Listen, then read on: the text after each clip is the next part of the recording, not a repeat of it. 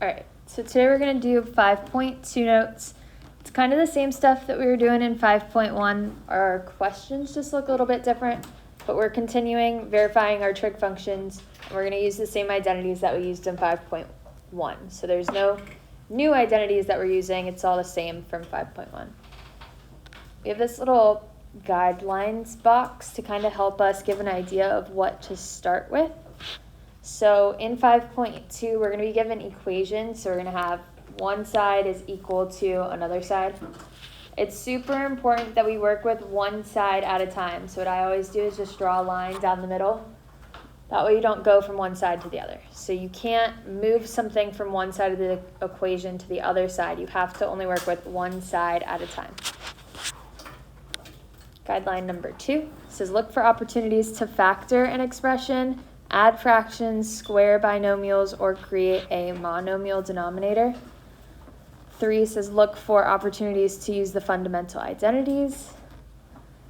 When the preceding guidelines do not help, try converting all terms to sines and cosines, and always try something. Even making an attempt that leads to a dead end provides insight. So always try something. Just like proofs in geometry, it's always good to start somewhere, right? Something down. So let's start with example 1. So I'm going to draw a line right down the middle because I can only work with one side at a time. We always want to start with the more complicated side because our goal is to make it look like the other side. So we want to kind of simplify the more complicated side. So these types of questions, it gives you the question, it gives you the answer. We just have to fill in the in-between part. How do we get the left side to look like the right side? So starting with the left side, what should we do? The top part is, tangent squared? We can change the top part to be tangent. Our trig identity that involves secant squared would be... Yes. So secant squared is 1 plus tangent squared is equal to secant squared. So subtract 1 on both sides. So tangent squared is equal to secant minus 1. So I'm going to change this to be tangent squared.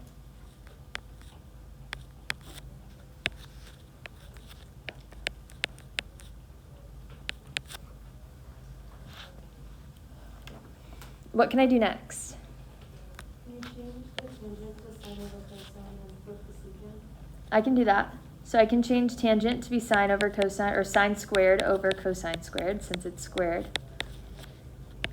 And then I can make secant be 1 over cosine squared. So what can I do to simplify a fraction in a fraction? Keep change flip. So I'm going to keep the top, change the division sign, and flip the bottom. Keep change flip. So I'm going to change the multiplication and flip the bottom to cosine squared over 1.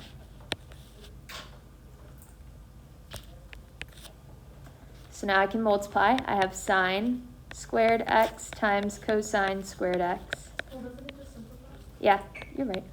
Cosine squared x on the bottom. How does it simplify? By canceling out the cosine. The cosine squareds cancel. So then I'm just left with sine squared, which is the same thing that I have over here, so I know that I'm done. So once you get the right side to look like the left side or the left side to look like the right side, that's when you can stop. And again, there's more than one right way to do these. When I did this, I factored the top because I noticed that it was the difference of squares. So I factored the top and then it canceled, I think, is what I did. So more than one right way to do these. The important part is that you have the work and that you use your identities in your work. Let's take a look at number 2. So I'm going to put a line right down the middle. Which side do we want to work with first?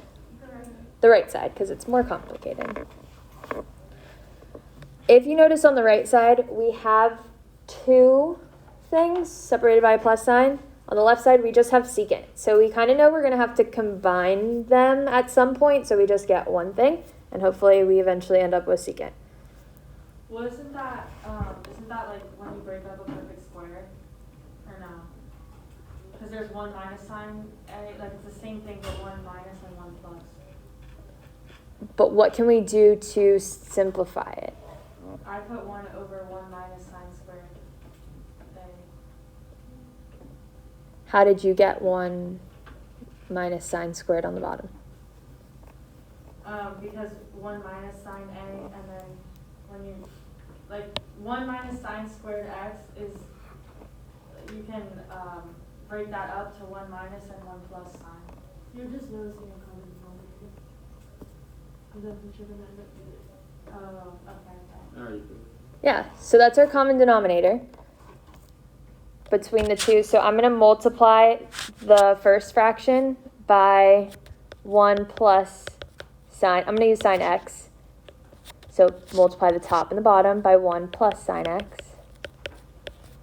And then multiply the top and the bottom of the second by 1 minus sine x. Do you feel like the quiz or whatever, it's going to be x? So on the top here, we get 1 plus sine. And then the other one, we get 1 minus sine. And then on the bottom, we have 1 minus sine times 1 plus sine. So notice how I multiplied each fraction by something to get a common denominator, and then I just combined them together to one fraction. What should I do next? Can we change the denominator into 1 minus sine squared x? Yeah, we can FOIL the denominator. So it would be 1 plus sine minus sine minus sine squared. So the signs will cancel. So this ends up being 1 minus sine squared. So that's the denominator. I can also simplify the numerator. What does the numerator simplify into? It's just going to be 1, right? 2. It'll be 2, because I have 1 plus 1 and the signs cancel. So this would be 2 on top. Now 1 minus sine squared kind of looks like one of our identities a little bit. So my trig identity is sine squared plus cosine squared is equal to 1. So to make this look like 1 minus sine squared, I just have to subtract sine squared on both sides. So cosine squared is equal to 1 minus sine squared. So I can replace this 1 minus sine squared with cosine squared. So here I have 2 over cosine squared. It always helps to take a look at the other side every once in a while to see what our goal is. So now you flip, you use reciprocal identity for cosine squared. Awesome. I'm going to use the reciprocal identity because I know 1 over cosine squared would be secant squared. But this just has a 2 on top, so it means my coefficient out front is 2. So this would be 2 secant squared, which is the same thing as the other side. So then we're done. All right, which side do we want to work with first? The left side. We always want to work with the more complicated looking side. So what do you think I could do first with the left side? There's identities. There's identities. Well, the first one is secant squared. Awesome. So our first identity is 1 plus tangent squared is equal to secant squared. So I know I'm just going to replace this with secant squared. My identity that involves cosine is sine squared plus cosine squared equals 1. So it'd be negative sine squared x. Awesome. So I have to, in order to get this to be cosine squared minus 1, I have to subtract 1 on both sides. And then I'd move the sine squared to the other side. So I have cosine squared minus 1 equals negative sine squared. So I can replace this with negative sine squared.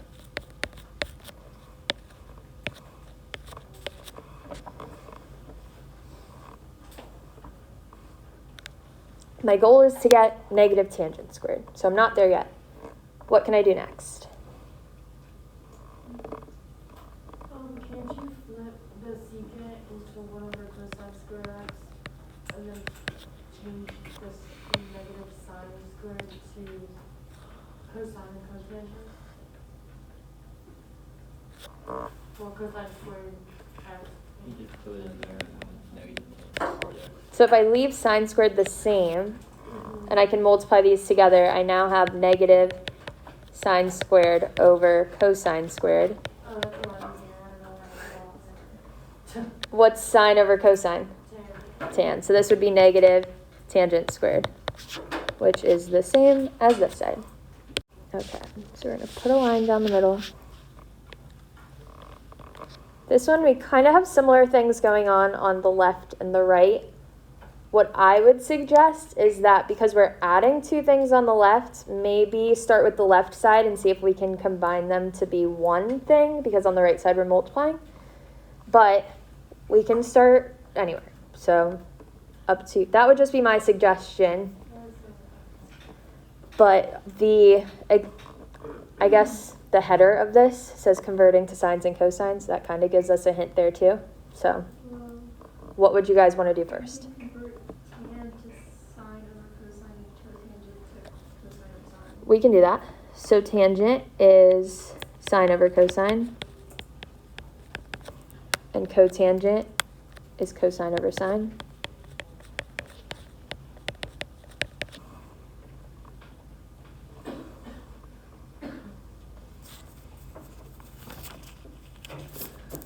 What can we do next?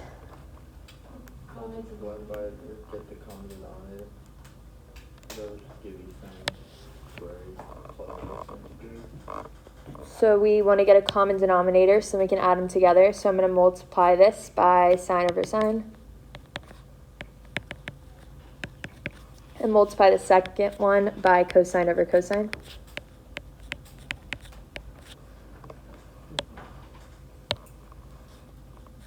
So then on the top, I have sine squared plus cosine squared. And on the bottom, I have sine times cosine. What does sine squared plus cosine squared look like? 1. It's 1. So that's one of our identities. Because we know that sine squared plus cosine squared is equal to 1, I can switch this out and make it 1. And on the bottom, I still have sine times cosine. Yes. Now you just do the reciprocal for both, right? Awesome. So what's the reciprocal of sine? Or 1 over sine? 1 over. It would be. It'd be 1 over cosecant. Yeah. So it'd be cosecant That would just because you can Yeah, I guess that makes more sense. times secant. because if it's 1 I was over just doing like the sine. math, of like what would you actually write out? So this is the same thing as saying secant times cosecant. Wait, I don't know what you did. I just flipped the order because if I'm multiplying like x times y, it's the same thing as multiplying y times x. So I just wanted it to look exactly the same as it does here, so you can just switch the order. So instead of cosecant times secant, I just made it secant times cosecant. No, I'm saying like where. Because we know that 1 over sine, using our reciprocal properties, is cosecant.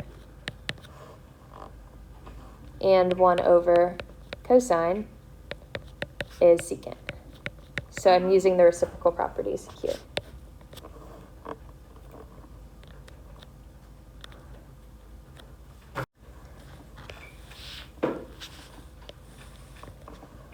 I guess should we start by trying to get rid of the denominator? Up to you. Where do you want to start? I was gonna start by making like being the reciprocal of cosecant.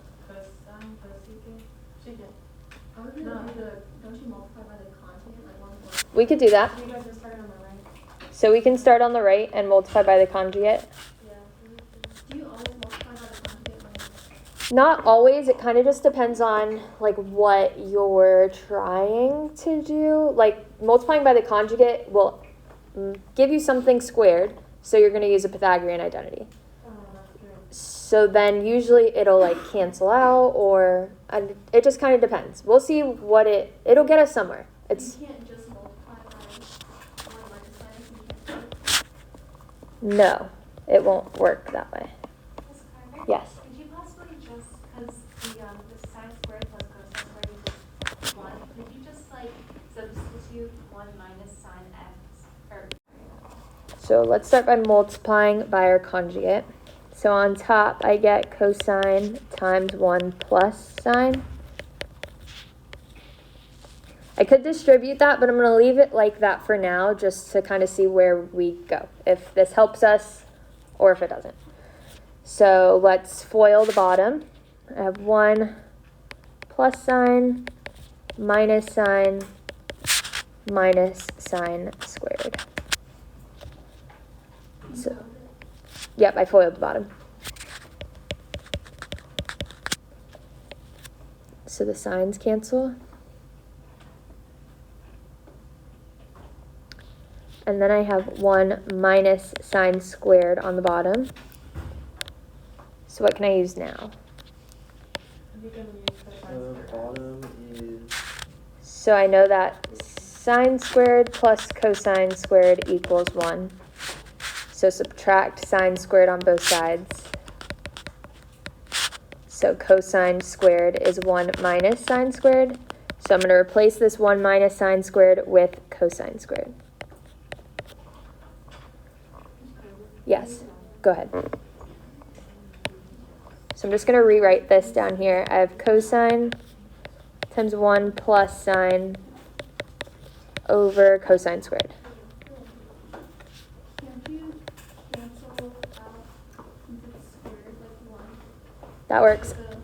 Since I'm multiplying, I can cancel out this cosine with a cosine on the bottom. So this just becomes 1 plus sine over cosine, just cosine.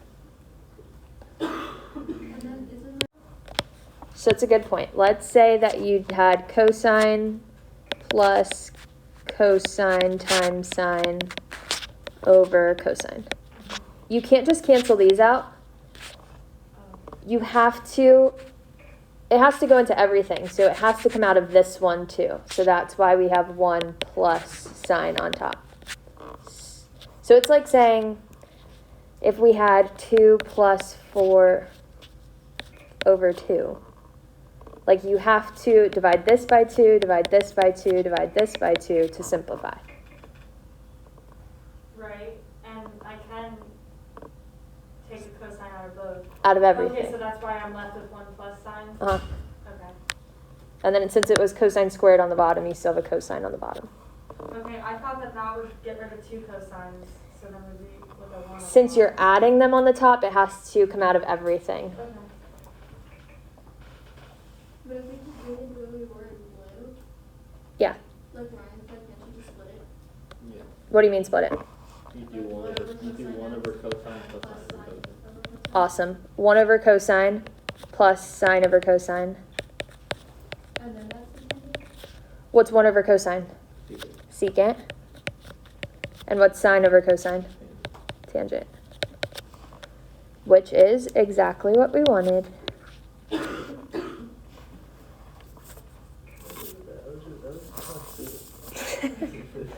When I did this one earlier, I worked on both sides. So remember, you can only do one side at a time, but I got to a stopping point. I think I stopped here. And then I went to the left side, and I knew that secant was 1 over cosine, and tangent was sine over cosine. And then I combined these together, so this was 1 plus sine over cosine. And I knew it was the same as this one, so that's where how I did it.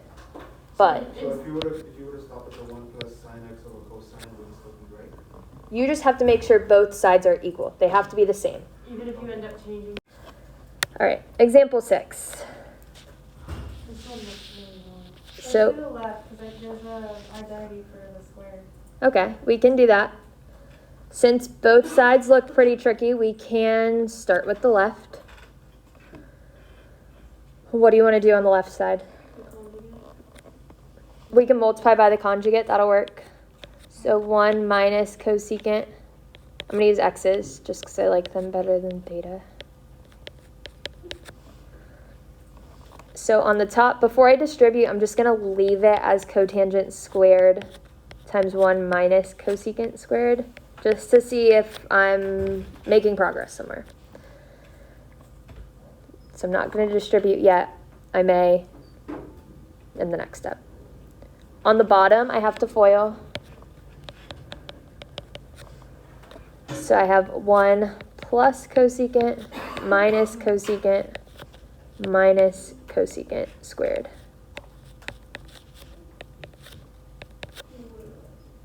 So I mean, it doesn't matter the order because the middles will cancel.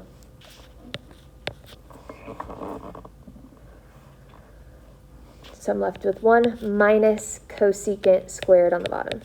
So all I did was FOIL. Do I have an identity that involves 1 minus cosecant? So it's 1 plus cotangent squared equals cosecant. So I have to subtract cosecant and subtract cotangent. So I get 1 minus cosecant squared is equal to cotangent squared. Negative cotangent squared. So I can switch this out for negative cotangent squared.